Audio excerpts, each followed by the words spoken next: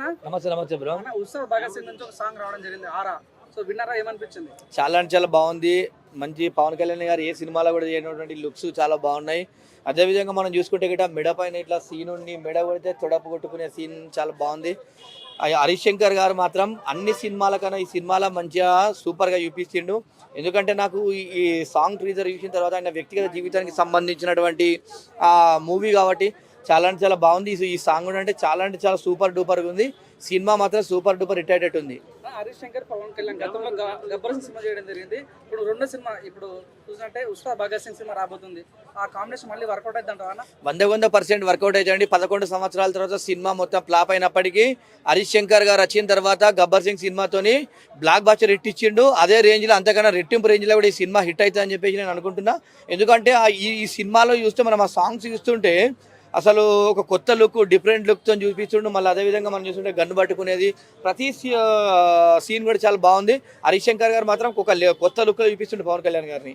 ఉస్తాద్ భగత్ సింగ్ నుంచి 2 పాటలు, ఒకటి దేక్లింగ్ రావడం జరిగింది, ఇప్పుడు ఆరా సాంగ్ రావడం జరిగింది.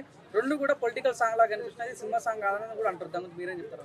చాలా ఎందుకండి సినిమా సాంగ్ బాగుంది. ఆయనకు తగ్గట్టు ఆయన రియాలిటీ లైఫ్కు తగ్గట్టు ఆ సాంగ్ కూడా తీయడం జరిగింది. చాలా అంటే చాలా బాగుంది. ఆ బండరాయిలో నుంచి మొక్క వెళ్ళడం అనేది కూడా చాలా అంటే చాలా సూపర్గా క్రియేట్ చేయడం జరిగింది. ఎందుకంటే పవన్ కళ్యాణ్ గారు అంత కష్టపడి పైకి వచ్చినోడు, ఆయన స్వయం కూర్చొని పైకి వచ్చిండు కాబట్టి అది ఆయనకు తగ్గట్టు ఆ సాంగ్ కూడా చాలా బాగా తీయడం జరిగింది. సూపర్గా ఉంది. మెడ పట్టుకుంటే తొడ కొట్టినట్టే ఆ డైలాగ్ మీకేమనిపించింది? నాకు నిజంగా అనిపించింది అసలు పవన్ కళ్యాణ్ గారు ఆ సినిమా థియేటర్లో స్క్రీన్ ముందు ఆ డైలాగ్ వింటుంటే ఫ్యాన్స్ అసలు మొత్తం ఇట్లా ఆగమైపోతారు. అంత ఖతర్నాక్ ఉంది. అది ట్రీజర్లోనే ఇంత హైలైట్ ఉందంటే సాంగ్లా, ఇంకా సినిమా థియేటర్లో ఏ విధంగా ఉంటుంది మనం చూడాలి. ఇంకా చంద్రబోస్ గారు రచించారు ఈ పాటని. సో ఇలా అనిపిస్తుంది. ఆస్కర్ చంద్రబోస్ గారు రచించిండ్రంటే పవన్ కళ్యాణ్ గారికి ఇంకా మనము ఆ సాంగ్ మనము ఎలాంటి చెప్పనవసరం లేదు.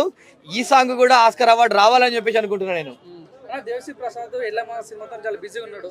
ఈ సినిమాకి తనే మ్యూజిక్ డైరెక్టర్గా ఉన్నాడు. సో ఇలా ఉండబోతున్నాడు. ఇంకా డిఎస్పి మ్యూజిక్ మనం చెప్పాల్సిన అవసరం లేదు. డిఎస్పి అంటేనే ఒక క్రియేటివిటీ. ఆయన మ్యూజిక్ అంటే ఇంకా అసలు ఉంటుంది. ఆ థియేటర్లో ఉన్నటువంటి బాక్సులు మొత్తం బద్దలైపోతాయి అంతే. ఇంకా ఇప్పుడు పవన్ కళ్యాణ్ గారు పొలిటికల్ చాలా బిజీ ఉన్నారు. మరి ఈ సినిమా ఏ రకంగా ఉండబోతుంది? ప్రమోషన్లో వస్తారంటావా?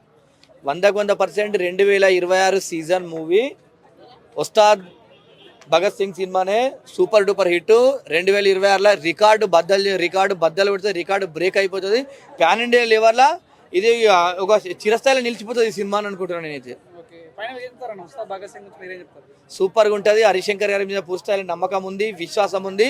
పవన్ కళ్యాణ్ గారిని మాత్రం ఒక కొత్త లుక్ చూపెట్టింది. చాలా అంటే చాలా బాగుంది. సినిమా మాత్రం సక్సెస్ఫుల్ అవుతుంది.